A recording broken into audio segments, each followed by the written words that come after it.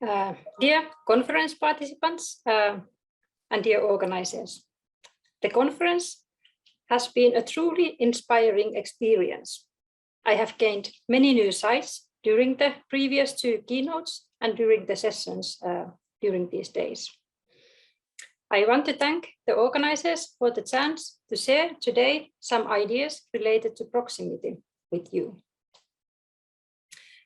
I have to say that I had originally planned to construct this keynote a little bit differently, but now that we are meeting online, I thought that by this time of the conference, everyone's heads might be already full of new ideas, new concepts, and new methodologies. At least for myself, being in a virtual conference and in a virtual environment for many days, it is a bit tiring experience. And at the same time, however, I appreciate the easiness of this.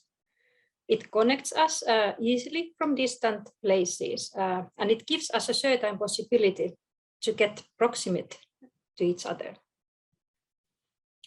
But therefore, today I wish to offer you a possibility to visit a local forest virtually with me and with a tourism entrepreneur from Rovaniemi. I will soon share a video with you, and I hope that while you watch it, you might be getting a feeling of being in a forest. You can try to take a relaxed position wherever you are now. Relax and maybe close your eyes.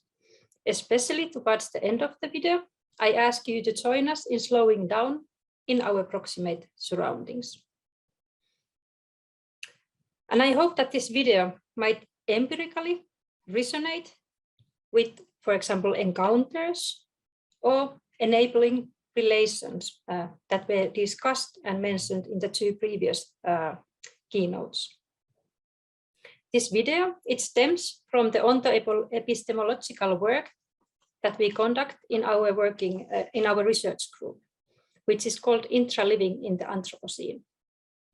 It also stems from the work with our international research partners, of whom many are here today attending the conference, and with the collaboration with the non-human partners, such as lichens, deadwood, blueberries, and rocks from the Pyhäluosto National Park in Finland. Together, we explore the possibilities that arise when committing in careful research, in caring and sensitive approaches. We explore together the possibilities of proximity in studying the lively relationalities of humans and more than humans. The possibilities in overcoming the distances between different disciplinary approaches and in telling different kind of stories. So the story in this video is told by 2 women living with coniferous forests in Finnish Lapland. And I believe, and our research group believes, that in order to address the environmental crisis, we also need different kind of stories, diverse stories from diverse gender, ethnic, and socio-economic positions. So I really hope that this video might inspire you to also tell stories from these diverse positions. And let's see if I'm able now to share the video with you.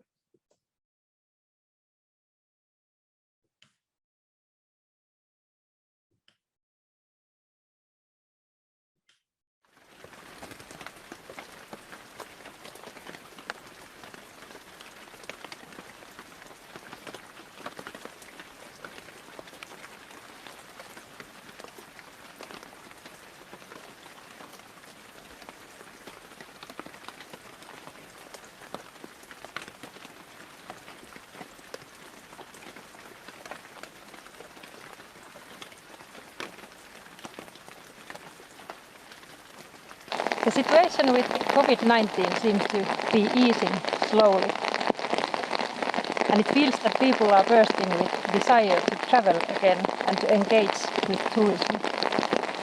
But at the same time as the situation with COVID-19 is getting better, it feels that the situation with our planet and with the environmental crisis is getting worse. We are facing the climate change and we are facing the sixth mass extinction of species. What should we think when we start to travel again? If the planet is facing this state of emergency, what should we think about tourism in these times? My name is Outi Rantala and I come from the University of Lapland. I'm there involved in a research team which is doing research on proximity tourism, and with our team we are trying to rethink tourism and think what could tourism mean in these times. Today I'm here in a local forest nearby Rovaniemi with Aksana Kurola, and our aim is to little bit reflect on these thoughts about tourism and about everyday life. So Aksana, would you like to introduce yourself? Hi, I'm Aksana, and we are now here in Sierijärvi, which is our home place. And actually this is one of the ancient living places here in Rovaniemi. And we are now in the special place here in the forest. Actually this is my spot if I need the time to calm down or energize myself. So I come here to sit down and relax. And I think many people has a similar connection to the nature. Maybe they have a tree in the park or something else. And so we have here in the Sierijärvi, we have a family business, husky and yoga nature, and we are having people visit to us to do all kinds of husky safaris and nature safaris. And one of the biggest thing what we are doing is also like a yoga hiking trips where we go with the people to the nature, enjoy of the nature, and taking a reconnection to the nature. And do I tell all the history? Well, I think you have a really long history with nature and with doing nature activities, so maybe it would be nice to hear a bit more about your history. Yeah, so I have been like for more than 20 years like outdoor professional, doing some equipment testing and developing, but also I have working as an outdoor journalist. And last 10 years I have been doing more like a guiding with the people, and it has been really great and interesting time. And I think one is what is important and very interesting point also with this subject is that about my travel history. I'm a little bit shamed because like more than 20 years ago it was like I was always thinking, okay, where should I be traveling? Somewhere in the world, somewhere else than in Finland. And when I met my husband and he was from here and he was telling me, okay, we should go to Lapland.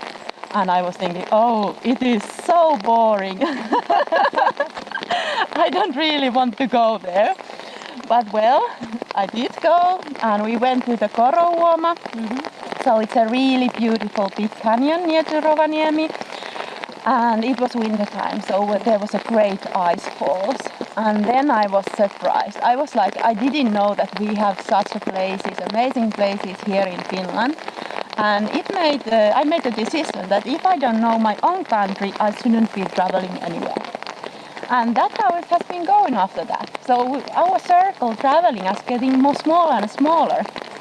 So it has been still very interesting to go near and get some experience from that. And I think this is something I'm also very interested in, and our research group is interested in this kind of details in nature and getting more close to nature.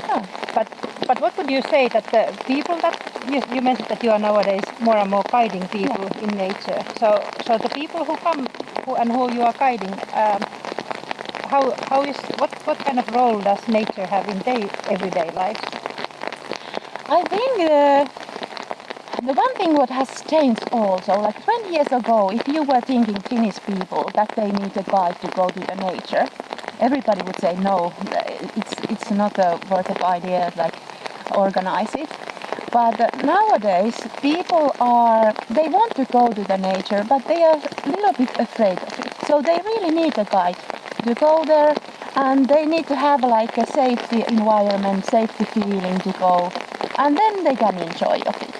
So you can imagine if you are all the time afraid that you get lost or something will happen, you can't relax and enjoy. But if everything is well done, then it's much more comfortable experience.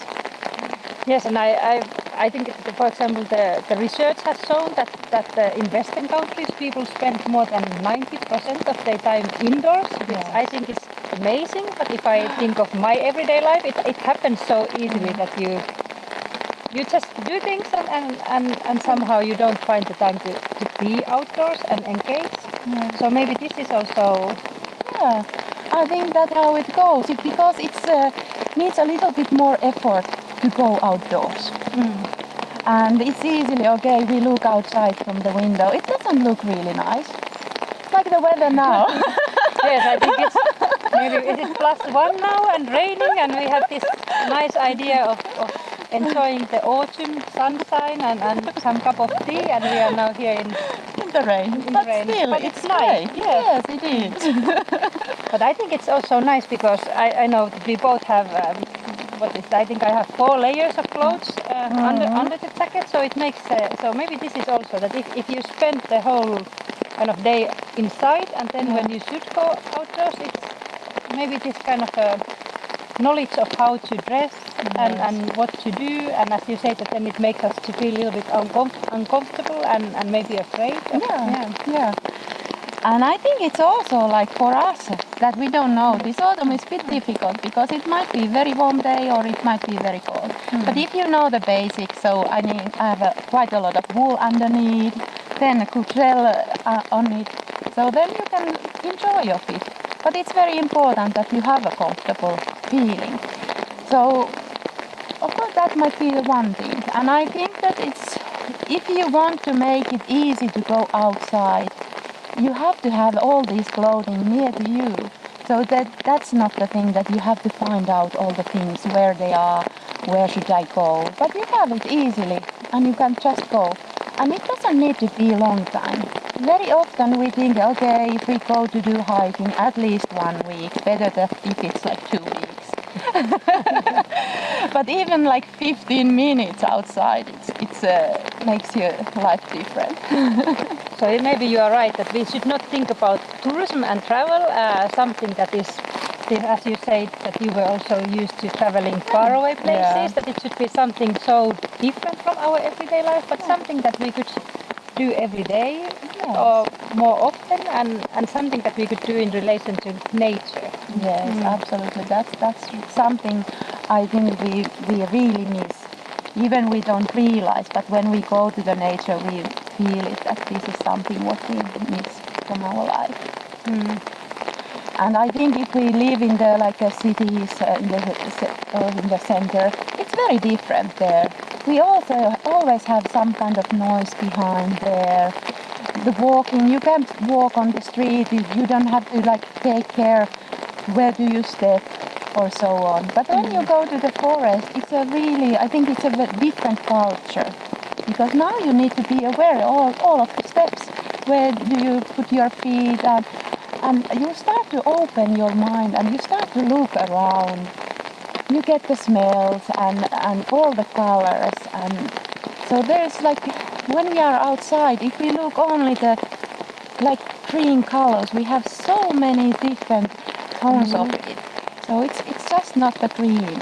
So it's open up all the senses. And when we are feeling with all the senses, we are so much more awake. And I think it's something very different from everyday life. Yeah, so there is this that in tourism we look for different experiences, so that this different experience can come also from close. Something I was thinking, because I was mentioning in the beginning that there is the climate change, and you were also mentioning that you maybe feel a little bit ashamed now of traveling so much. But often these things like the climate change or max extinction of species, it feels so distant from us, and it feels kind of, we get this anxious feeling of what can we do? Should we just be shamed, or what kind of feelings? But you mentioned that when we come to nature, we can enjoy the details, maybe calm down also. But is it that we could maybe find find out in nature what kind of role we can have and how can we connect with these environmental issues? Is it that nature does something to us when we are in nature? Yes, I believe so. If something is important for you, you want to take care of it. And I think nowadays, I think also people realize that everybody can do something. It don't have to be like a big things, something more, and it will make a change. And if you have a connection to the nature, it is important. It's not just something that, okay, climate change and maybe later we don't have snow here. But then you realize, okay, this is February, we should have very cold weather, like all the years before. And you notice those little things in your life then, and you realize that you are living part of the climate change then. Yeah. We can hear the dog from the behind, or is it the wolf? yeah, we don't know, maybe it's the wolf. Yes. Well, we have 21 huskies and they miss us, so they are falling behind. Yeah, making some background music for us. Yeah, and I was thinking also this kind of, the more time we spend in nature, maybe then we start to realize how, just as you mentioned, 15 minutes can make a change. We can start maybe breathing more slowly and start seeing that effect. But you are guiding people for longer times, but maybe also, so how do you guide them? What does nature do to them? Oh, big things. So I have yoga camps or retreats, how do you want to call them, starting from the 3 days, and the longest is like 10 days. And you can think, okay, 3 days is not much. But if you come from the Helsinki, for example, from the center, and you come middle to the nature, where you have snow, you have sun, and it's so short time that your body starts to react for the nature, and you start to your blood pressure start to go down, you start to breathe well, and it makes a big difference. And there's a lot of people who have changed their life when they have been like 1 week at the camp. After that they have changed the job or things like that. So it happens quietly, but I think it's also that they have the wisdom already inside, but they are living so hectic life that they don't have time to think about it. And when they will have time to do that, then they realize what is important for myself and how should I continue taking care of myself. And I think well-care is not just something that you do for yourself, but it has an impact for everything. So if you feel good, your family will feel good. How you are acting with the other people, it changes. And that's how you can start to make a big difference with things in the world. Yes, so this is the kind of feeling of anxiety. So if you can start with connecting nature, feeling good with yourself, with your family, and maybe with the other species around you, with rocks and with lichens and trees, and then there can be this connection. Yeah, and it's like how you act. So in the nature, maybe you learn to respect it if you haven't done it before. Because very often we think, okay, it's one source, we need some wood, we make some paper, and that's it. But if you are there and you start to realize that, okay, it is important that we still have a lot of forest and all the species and things like that. Yeah. And I think I had a student who just studied the youth and the feelings of anxiety and this fear that people have of climate change and of future. And she was saying that in her study it became kind of clear that for young people it would be important that we would discuss and kind of point out more all the diversity of feelings that we get when we are in nature, this belongingness, for example, and the feeling of community, as you pointed, that we feel better with other people and with... Yes, that's right. And we have 2 girls, and especially the younger one who is 10 years old. She's very worried about everything. and I'm also worried that they lose their hope.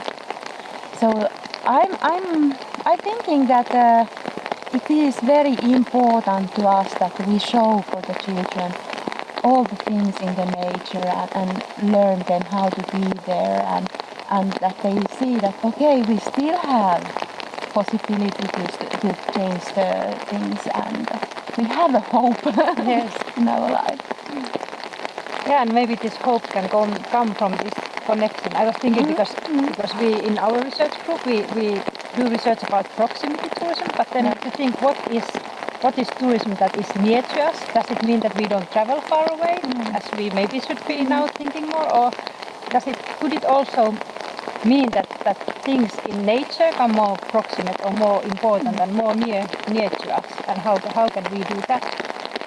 Yeah. It is very interesting. Very interesting things to think about it. Yeah. So you had said that you could maybe do a small exercise Yes. with us, so that we could a little bit try this. How could it feel? Connection to the nature. And the one point is I think everybody has some kind of relationship to the nature already. It might be that you have some kind of spot that is important for you. It can be forest, or it can be your summer cottage, or experience climbing the mountain. And now you can a little bit think about it in this moment, and we will return to it later on. But we can start so that we take it like a good seat. However, if you are on the chair, you can take your ankles underneath your knees. If you are in the ground like we are, you can keep your feet straight or cross-legged if it's much better for you. And start so that we will start to move a little bit our wrist, so we can turn our wrist around. And it is important that we are not just doing this mechanically, but we are feeling how does it feel and how the wrists are working. And we can go other way.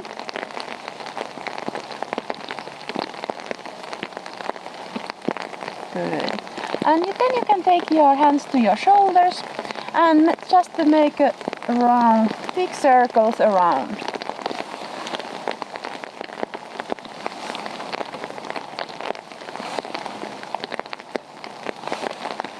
And then change direction.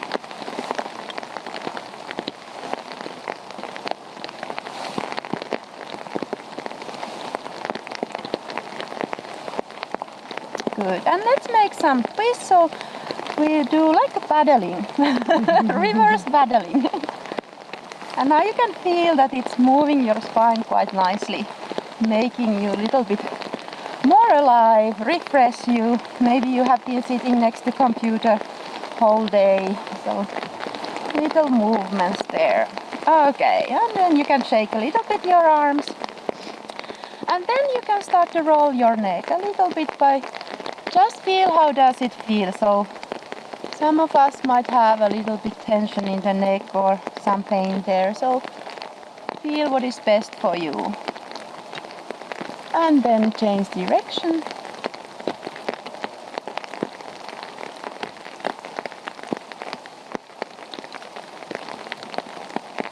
Good. Okay, so then take your body weight on your sitting bones. You can take a little bit weight first to the backwards, and then tilt your hips to the front, and then in the middle. So then you are in the sitting bones, and think that all the weight is going down from there. And then at the same time, make your spine longer. So vertebrae by vertebrae, make it longer. Head toward to the sky, little bit make your chin low. And you can close your eyes, or you can look at your nose tip or to the ground. And come aware of your breathing. Feel your breathing in your nose.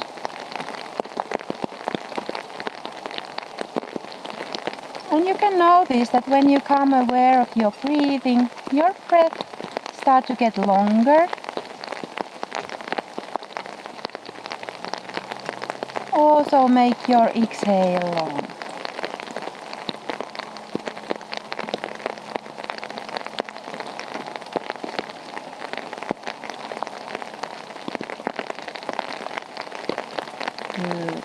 Now you can take your hands on your belly and let the breath go toward your belly. So when you are inhaling, you are feeling that your belly is getting larger, and when you are exhaling, it's getting back to the spine.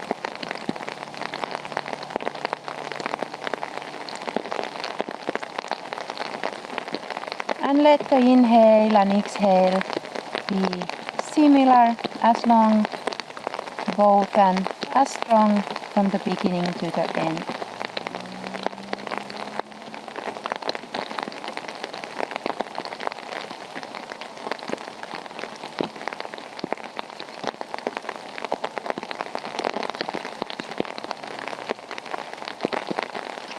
And then you can let your breath relax.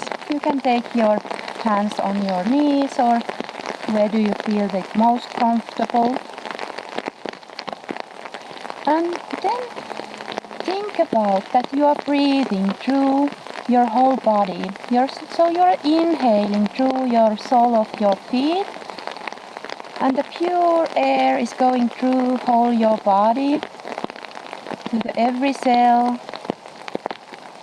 filling you with a new energy. And when you are exhaling, the exhaling is reducing your stress level, your waste, tension from your body.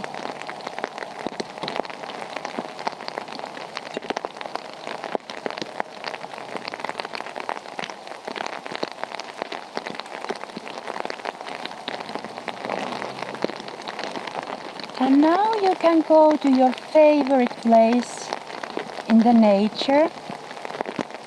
So it can be top of the mountain, it can be next to the lake or the sea, or in the forest next to your favorite tree.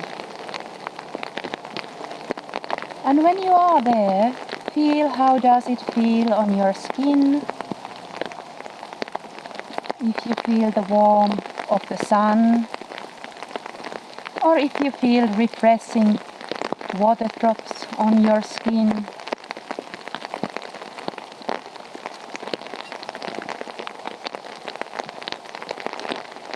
And hear all the sounds you hear there.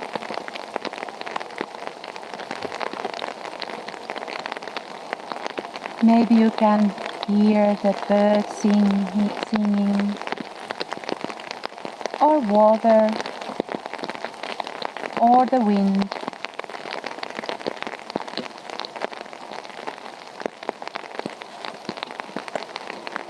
And feel all the smells you are feeling there, all the fragrance.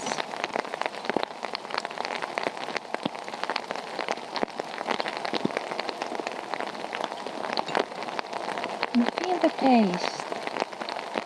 When you are breathing the air, pure air, you can also taste it in your mouth.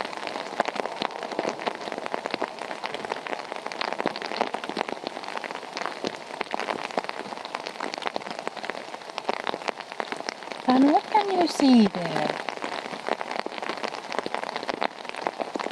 You can look around like how it looks like in your mind. Or if you are next to the nature, you can open your eyes and look there like a big scenery. What it looks like there.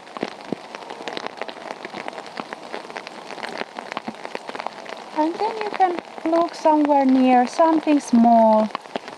Take a close-up.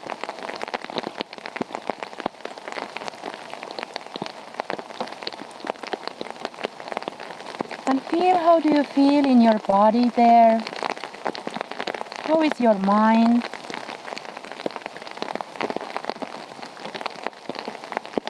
Maybe you feel how it's refreshing you, energizing you, calming you. And take that feeling to your day.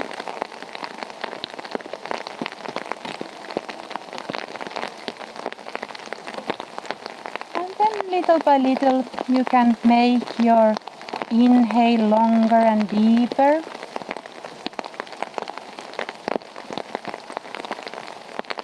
Long exhale.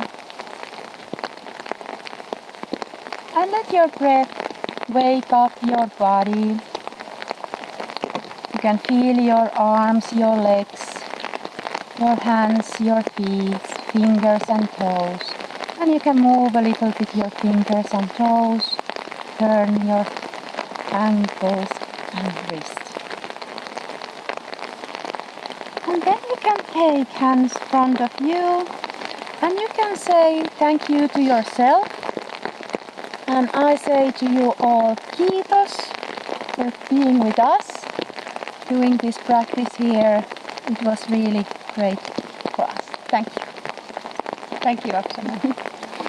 Thank you.